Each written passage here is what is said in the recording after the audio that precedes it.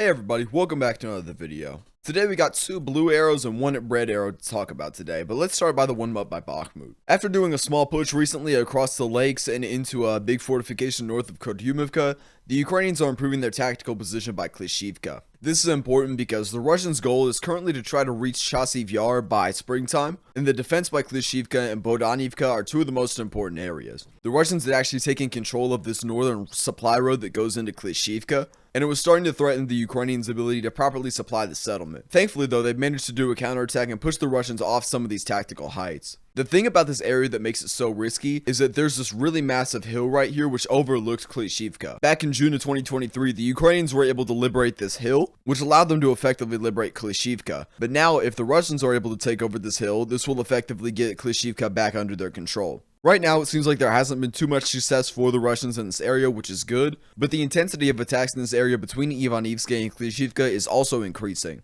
It's been reported that there's a lot of human wave attacks currently being used in this area to try to overrun the Ukrainians. Alright, and now we got to talk about Avdiivka. I've seen a lot of Ukrainian sources sort of downplaying what's going on in Avdiivka. And you know me, I've been keeping it real since September 4th, 2022. So I gotta let you guys know what's going on right here. This shit sucks. Like, I'm just being honest. This is a very dangerous situation that's going on right here. Okay, slightly good news. I accidentally overestimated the gains here. Something about that looked wrong. The Russians have recently pushed up north into the residential outskirts of the northeast of the town. They've taken control of about 17 small houses north above Avdiivka. This wouldn't necessarily be too bad, except for the fact that the Ukrainians' main supply road is like right here. So this makes the Russians very dangerously close to the roads that supply Avdiivka with resources and like everything. There's a couple different lines they use. I highlighted the railway. There's a railway that goes down here, and then this street is the main road. However, this is very uncomfortably close to the supply area. The Ukrainian commanders on the ground are saying that the situation isn't hopeless, but they desperately need experienced infantry, ammunition, and just more resources to work with. And unfortunately, the US is having a little political kerfuffle right now, and we're not like able to actually send aid because of this border deal. The reason why no aid has been sent is because the Republicans were saying too much money was being sent to Ukraine and not enough was being sent to the border. So they created this bipartisan deal, which was supposed to fund Ukraine and fund the border as well and take compromises on both sides. I don't understand the situation that well because frankly it's just like I feel like every news article is just trying to make me mad. But from what I understand, Donald Trump is trying to convince his political allies in the Republican Party to crash the deal because he says it's not weak enough, but it's most likely just a way to attack Biden so Trump can get a re-election in 2024. But even if that bill does pass in the Senate, the Republican Speaker of the House, Mike Johnson, is saying that it will be dead on arrival inside of the House, which means that it won't get passed. I sent Mike Johnson a really angry email, but I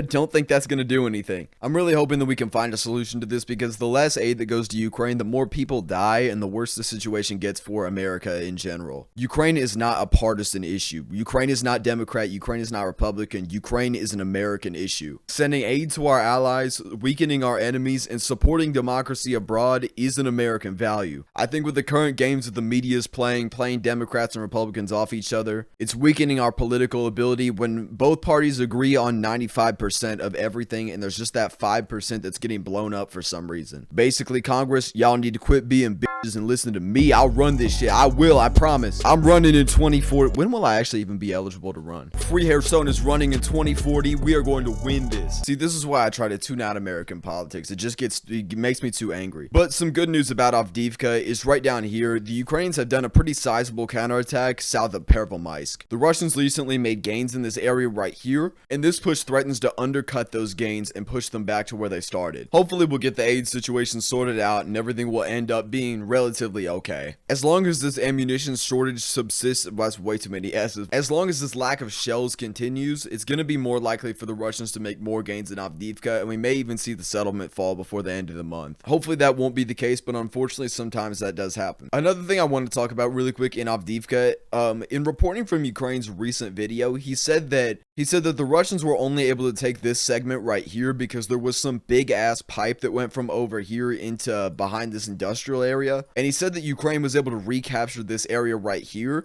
but I don't think that's true. Pretty much every source says that Russia still controls this area, and there hasn't been any footage of Ukraine actually being back inside of this area. If I'm wrong, I'll talk about that in the next video, but I just think that may have just been a small error on his end. I think this area is still Russian controlled. Alright, and that's all I got for today. I'm just gonna leave it at that. I know it's probably not what you want to hear, but it's what's going on, and it's kind of what we need to hear at this point. That's all I got. I'll see you guys later.